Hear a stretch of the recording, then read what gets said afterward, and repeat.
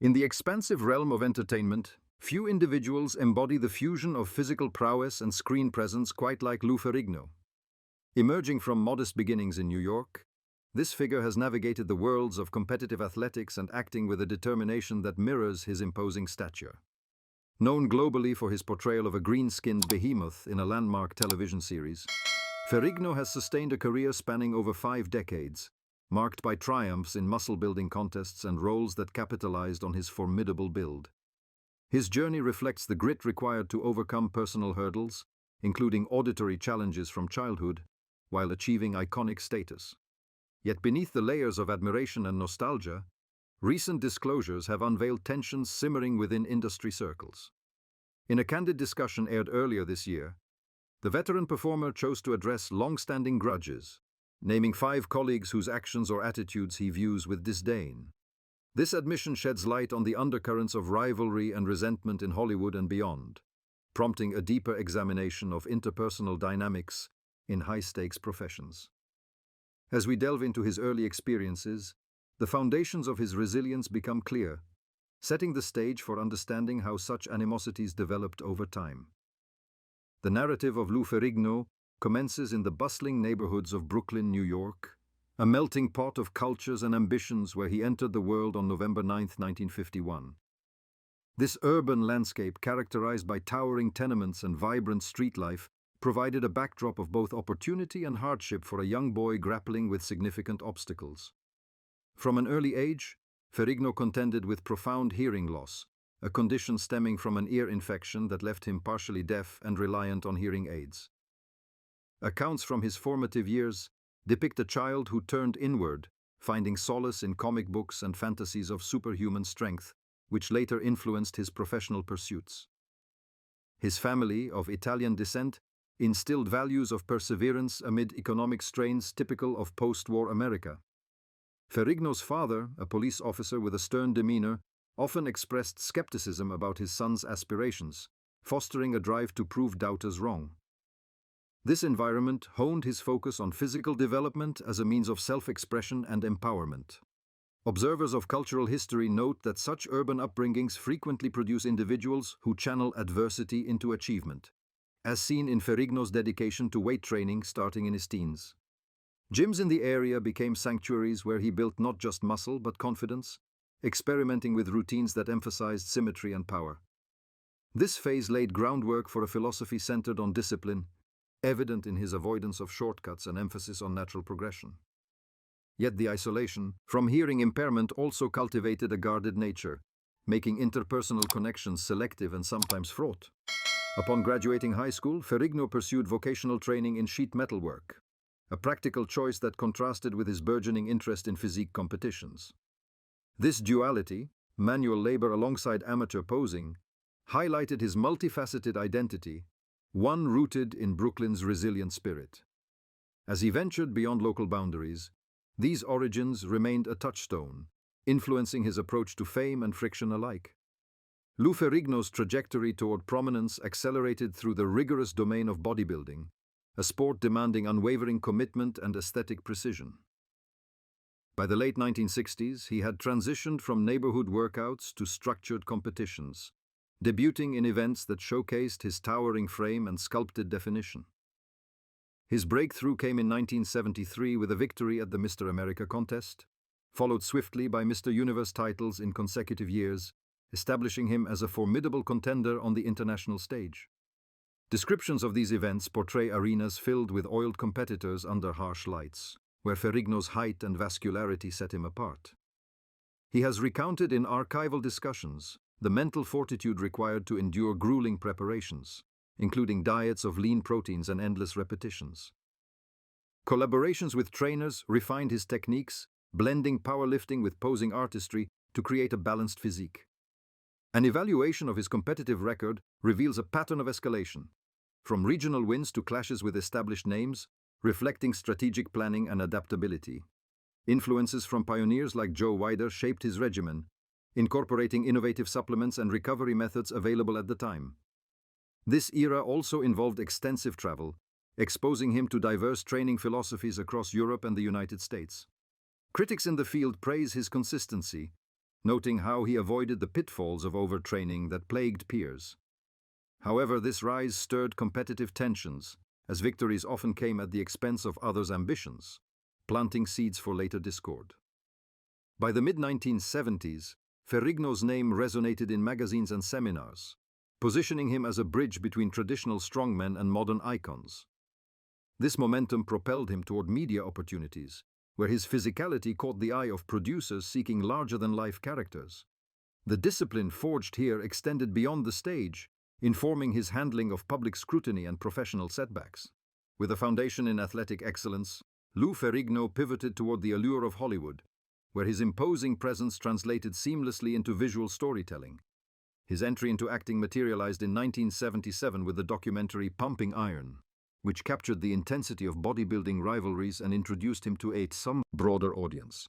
This exposure led to his defining role as the Emerald Giant in a television adaptation of a popular comic, airing from 1977 to 1982, where he embodied raw power alongside a co-star portraying the alter ego. Narratives from production insiders describe sets alive with practical effects and stunt work, demanding Ferrigno's endurance for long hours in prosthetic makeup. He has shared in retrospective talks the thrill of transforming personal strengths into on-screen heroism, while navigating the challenges of dialogue delivery amid hearing limitations. Partnerships with directors honed his craft, evolving from silent strength roles to more nuanced performances in films like mythological epics and action thrillers. A review of his filmography shows diversification, from heroic leads in the 1980s to guest spots in animated series and cameos in modern blockbusters. This period brought accolades, including fan conventions, where his legacy endured, but also exposed him to industry politics. Observers point out that casting decisions often favored charisma over sheer physicality, leading to missed opportunities that bred frustration. Despite these hurdles, Ferrigno's adaptability shone through in voice work and fitness endorsements, maintaining visibility. The glamour of premieres contrasted with behind-the-scenes negotiations, where alliances formed and fractured. This Hollywood immersion not only amplified his fame, but also intensified interactions with peers, some of which soured over time due to perceived slights or competitive edges. Away from the glare of spotlights and competition platforms, Jude Ferrigno's private sphere has encompassed enduring relationships and familial bonds that provided anchors through career fluctuations. In 1978, he entered a brief marriage with Susan Groff, a union that dissolved after a year, reflecting the strains of emerging stardom on personal commitments. The following year, he wed Carla Ferrigno in 1980, forming a partnership that has weathered over 4 decades, characterized by mutual support in navigating public life. Together, they raised 3 children: Jude Ferrigno Jr., Shanna Ferrigno, and Brent Ferrigno, each pursuing paths influenced yet distinct from their father's trajectory. Stories from close associates illustrate household routines infused with fitness ethos, such as shared workouts and discussions on perseverance, fostering an environment of encouragement. Balancing global tours with domestic responsibilities posed ongoing tests, often inspiring themes of resilience in his public persona. Specialists in celebrity psychology observe that such figures maintain a delicate equilibrium between exposure and seclusion, with Ferrigno's family serving as a buffer against external pressures. His offspring have ventured into entertainment and business, with one son following acting pursuits while others explore entrepreneurial avenues, demonstrating a legacy of independence. This familial dynamic included reflective pauses like temporary withdrawals from the spotlight to prioritize home life, which outsiders sometimes misinterpreted as career dips. Examining his marital bond reveals a foundation of shared values, where Carla offered grounded insights amid the extravagance of fame. Media attention, however, amplified whispers about his demeanor, occasionally linking personal disputes to professional ones. Ferrigno consistently highlighted in statements that these connections fueled his motivation, though cultural commentators suggest this portrayal acted as a safeguard against intrusive inquiries. Ultimately, his private existence mirrors the human toll of prominence, intertwining every relational choice with broader public narratives, culminating in disclosures that bridge personal grievances with industry-wide issues. Over the years, family gatherings evolved from simple affairs to occasions blending nostalgia with forward planning, reinforcing ties amid evolving challenges. legal entanglements involving relatives, centered on care and autonomy, underscored the complexities of aging in the public eye. Yet these reinforced his commitment to transparency in select moments. As Jude Ferrigno's stature grew across athletic and cinematic arenas, underlying frictions with contemporaries began to surface, evolving into notable rivalries that colored his professional landscape. Early in his bodybuilding days, clashes arose during high-profile contests, where competitive banter escalated into lasting resentments, particularly with figures who dominated headlines through charisma and marketing savvy. By the 1980s, as he transitioned to screen roles, encounters at events revealed ideological divides, such as differing views on character portrayals that led to public critiques. Ferrigno has alluded in past dialogues to instances where collaborative opportunities soured due to creative disagreements, fostering a sense of betrayal. Media analysts trace these tensions to the cutthroat nature of entertainment, where success breeds envy and alliances shift rapidly. Specific incidents like heated exchanges at conventions highlighted personality clashes, with one involving a fellow superhero actor over perceived slights in fan interactions. This pattern extended to modern interpretations of shared legacies, where Ferrigno expressed dissatisfaction with successors' approaches, viewing them as dilutions of original authenticity. Forums and publications amplified these narratives, dissecting body language in joint appearances and speculating on unspoken grudges. In the realm of action cinema, overlaps with peers pursuing similar tough guy archetypes intensified competition for roles, resulting in overlooked auditions that he attributed to favoritism. Cultural studies indicate that such dynamics reflect broader industry hierarchies, where physical icons navigate ego-driven environments.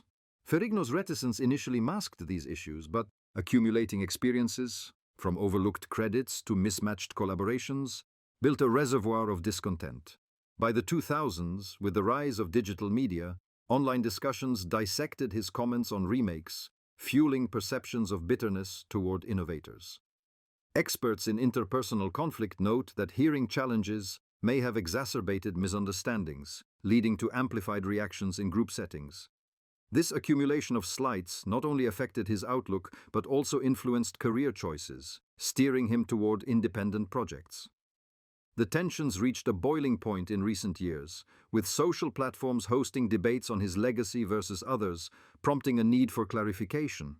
These rivalries, while professional, intersected with personal values, such as authenticity in performance, setting the stage for an eventual unburdening. The turning point materialized in a live-streamed conversation this spring, where Jude Ferrigno, displaying a composure honed by years of scrutiny, opted to unveil the names of 5 individuals he harbors deep-seated disdain for, altering the discourse around his interpersonal history. Conducted in a straightforward studio setup with ambient lighting emphasizing his thoughtful gaze, he listed Arnold Schwarzenegger, Sam Jones, Mark Ruffalo, Ryan Guzman, and Sylvester Stallone, each tied to specific grievances accumulated over decades.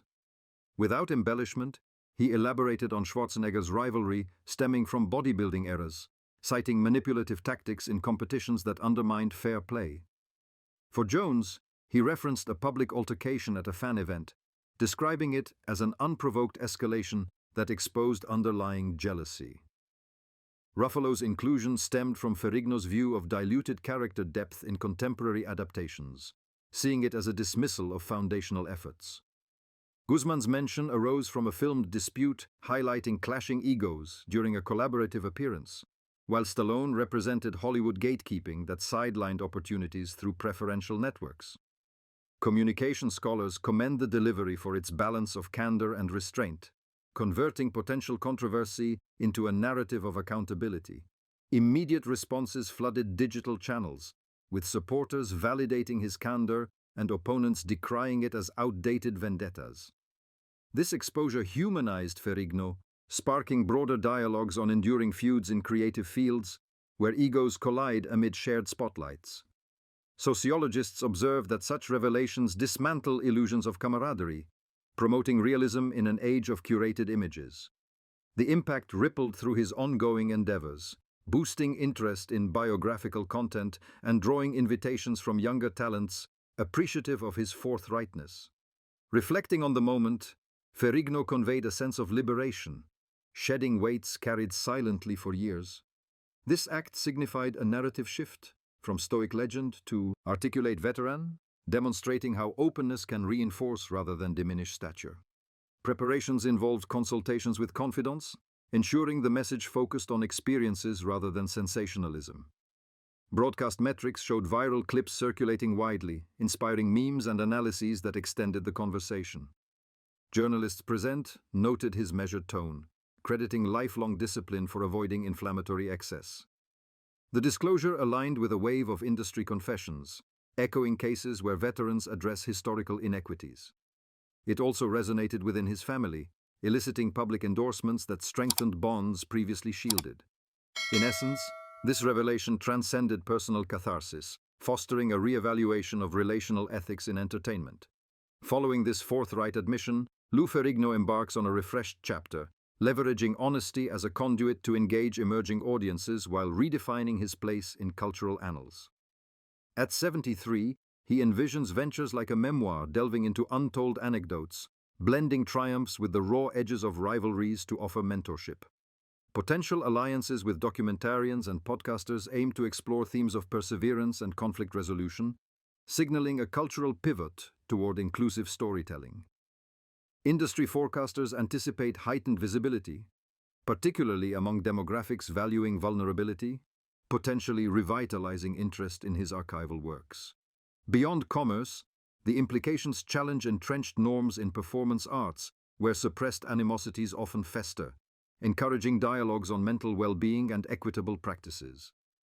Gender and age specialists contend that icons like fə-RIG-noh forge paths for successors, advocating harmony between competition and collaboration.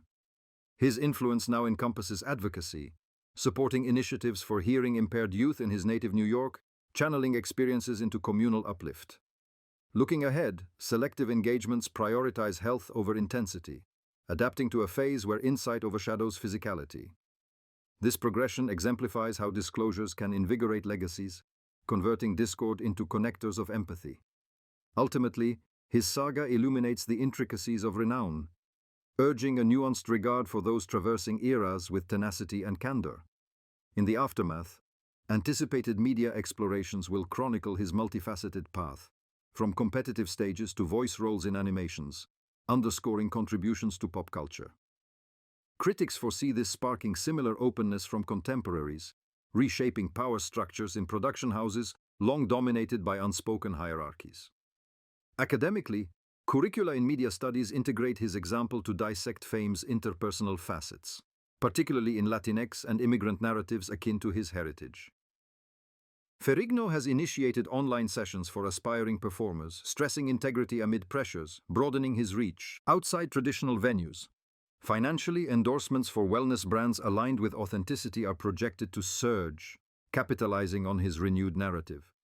Global observers emphasize how his evolution, from Brooklyn roots to accolades like lifetime achievement honors, gains depth through this layer of candor, rendering his artistry more accessible to current listeners. This evolving heritage not only honors his vocal and physical feats, but establishes fə-RIG-noh as a change agent, affirming that genuine timelessness stems from truthfulness rather than pretense.